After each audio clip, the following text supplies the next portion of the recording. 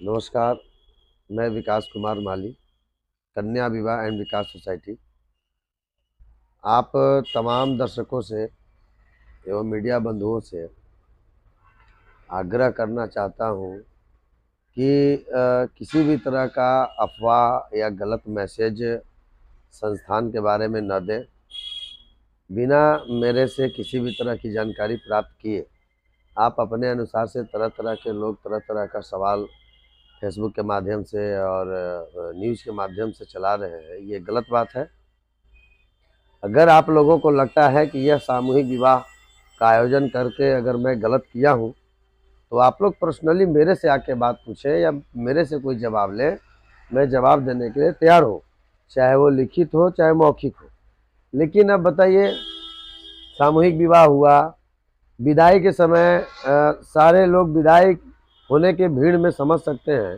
अब उसमें क्या किए, बहुत सारे लोग अपना कोई गोदरेज लेके भाग रहा है, कोई पलंग लेके भाग रहा है, उसका पावा वो ले गया, उसका पार्टी ये ले गया। अब सबको सामान एकत्रित करके एक जैसा देना था, और जिसका सामान अगर कोई चोरी करके भाग गया या पलंग का कोई पार्टी लेके भाग गया, तो उसमें हम लोग की क्या गलती है। उसके बावजूद भी जितने लोगों को हम लोगों ने सामान उस दिन में रोका, शाम तक दे के विदा किया। एक दिन में 350 का सामान बांटना क्या संभव है? वो भी एक आइटम नहीं है, कम से कम 10-15 आइटम है एक लड़की को, और वो भी बड़ा बड़ा आइटम है, पलंग है, गोदरेज है। पलंग में प्लाई सेट करना पड़ता है, उसका पावा पार्टी का नट बोल्ट सब देखना पड़ता है। उसके बावजूद भी हम लोगों ने 40 सामान उस दिन बांटा, 70 सामान हम लोगों ने कल भेजा।